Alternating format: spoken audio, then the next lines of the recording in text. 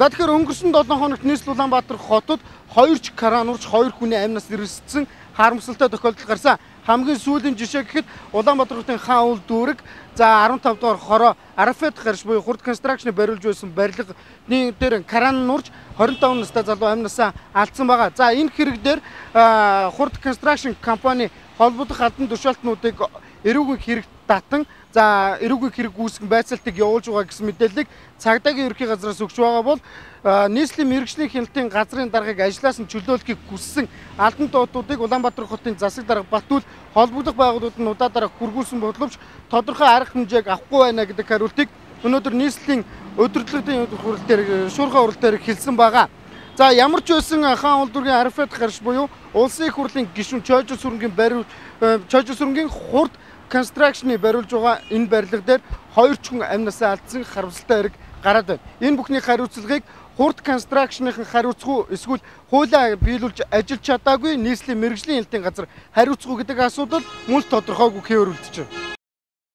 Сүүлийн хэдэн өдөр барилгын салбар зүтгэр шүвгэлсэн юм шиг араасаа кранурж 12 настай охин 26 настай залуу амь насаа алдсан хэрэг гарсан. Хамгийн сүүлд хаан уул дүүргийн 15 дугаар хороонд улсын их хурлын гишүүн Чойжо сүрэнгийн хурд констракшн компани барьж байсан Арафет гаршид кранурж 26 настай залуу амь алдсан. Мөн өнгөрсөн хавар Чойжо сүрэн гишүүний нүгтэд барьж байсан барилга мөнд нурж 56 настай хүн мөнд амь насаа алдсан хэрэг гарч байлаа. Харин энэ хэрэг хэрхэн яаж шийдэгдсэн тодорхойгүй замхраад алга болсон.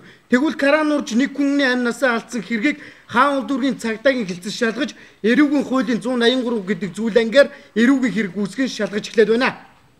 Эрүүгийн хуулийн тусгай ангийн 183 буюу аюулгүй ажиллагааны журам зөрчих гэсэн асуудлаар шалгаж байна. Одоогийн байдлаар энэ бол компани холбогдох улсууд тийм ээ барилгыг бариулж байгаа холбогдох ажилтнуудыг ингээ холбогдуулсан шалгаж байна. Ер нь бол энэ барилгын энэ хөдөлмөр хамгаалал аюулгүй байдлыг хангах чиглэлээр бол өдөрт бол нэгээс 2 хэрэг заавал одоо нийслэл Улаанбаатар хот болон Томоохон аймаг хорон нутгийн төвд гарч ийн л да. Энэ юутай холбоотой гэхээр зэрэг нөгөө хөдөлмөрийн аюулгүй байдлын хариуцсан нөгөө инженерүүд тэр ажилтнууд нь зохисоор ажил үүргээ одоо гүйцэтгэдэг. Хөлсний ажилчид болон мэргэжлийн бус хүмүүс авахаараа тэд нарт дадлагжуул заа сургадаггүй аюулгүй ажиллагааны горим яадаг хөдөлмөр хамгааллын хувьд байхгүй холбоотой.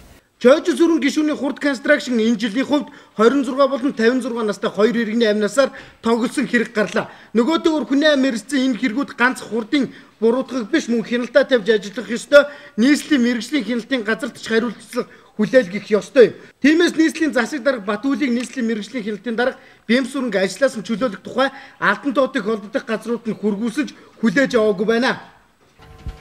Мэргэжлийн хяналтын газар үйл ажиллагаагаа хариуцлагагүй явуулсаа гэдэг нь бол маргаангүй байна.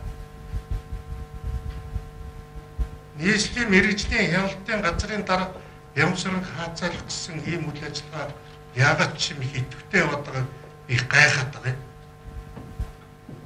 Ни ялангуяа засгийн газрын төвчнөөс их хурлын зарим гишүүдийн зүгээс энэ мэтчлэн өнгөрсөн 7 хоногт кран урж 2 иргэн амь насаа алдсан бол харин нэг иргэн эрүүл мэндээр хохирсон хэрэг гарлаа. Нөгөөтэйгүр мэргэжлийн хяналтын газар гэдэг байгууллага нь үйл ажиллагаагаа сайжруулж ажиллаа хийхгүй бол иргэд барилгаж дарагдаж амь насаа алдсан хэвээрэл байх болно. Тиймээс хариуцлага хүлээх ёстой хэн нэгэн хариуцлага хүлээж албан тушаалтайгаа зууралдаад байгаад баймааргүй байна. Хүний амь нас гэдэг албан тушаал хідэн халтар дүүргнөөс элийг үдгийг нэг сануулж хэлье. Түншлэн кран урж 2 хүний амьд хүрсэн албан байгууллагуудын хэргийг ил доод нээлттэй байлгахыг хүсэж байна. Түүнээс биш мөнгөтэй төгрөгтэй болгоны хэргийг дараад өнгөрөөгөөд баймааргүй байна. МБС Сумьяозер